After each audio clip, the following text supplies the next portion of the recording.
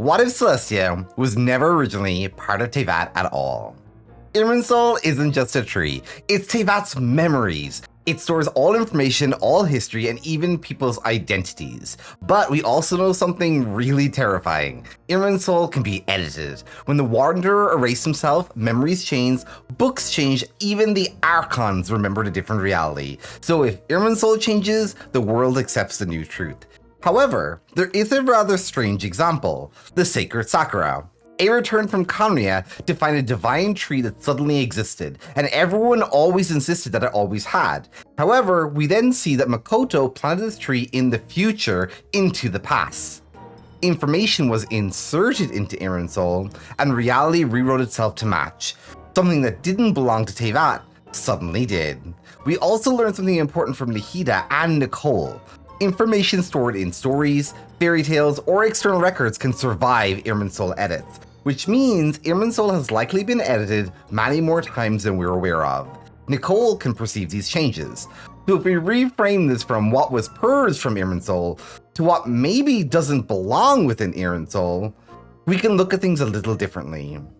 I have two things. Zhongli, our goat.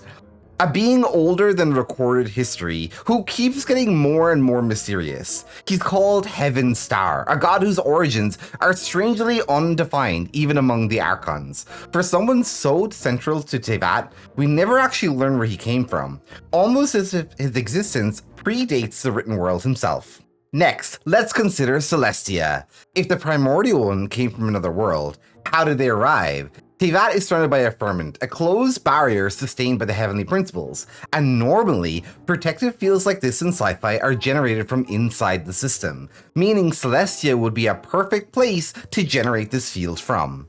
In Honkai Star Rail, massive starships like the Xianzhou Luofu contain entire ecosystems, oceans, skies, even civilizations. From the outside, it looks like a ship. From the inside, it looks like a world. Sound familiar? Venti once described Celestia this exact way.